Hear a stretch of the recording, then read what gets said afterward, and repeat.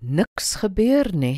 1 Timoteus 5 vers 23 sê, moenie langer net water drink nie, maar gebruik 'n bietjie wyn vir jou maag en jou gereelde ongesteldhede. Alhoewel Paulus baie wonders gedoen het, het Timoteus en ander spanlede met siekteprobleme bly sukkel, al het hy beslis vir hulle gebid.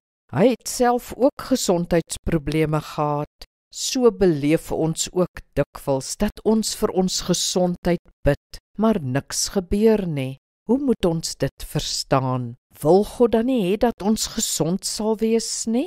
Hy wil, maar ons leef in 'n sondige en gebroke wêreld, en die kenmerk van hierdie wêreld is dat God se wil nie altyd gebeur nie.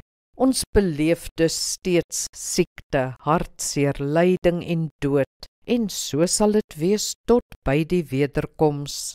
Moet egter nie ophou bid nie. Wonders vind wel nog plaas. Amper belangriker egter is wat gebed vir jou in jou siekte beteken. Dit sal jou anker, jou op koers hou, jou leiding bied, jou geloof bou.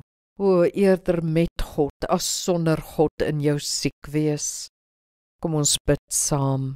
Hemelse Vader, dankie vir u getroue teenwoordigheid in my lewe.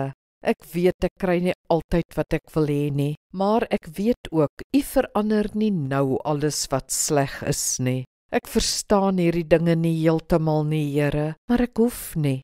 Ek hoef u net te vertrou, en ek vertrou u. Amen. Die Here seën jou.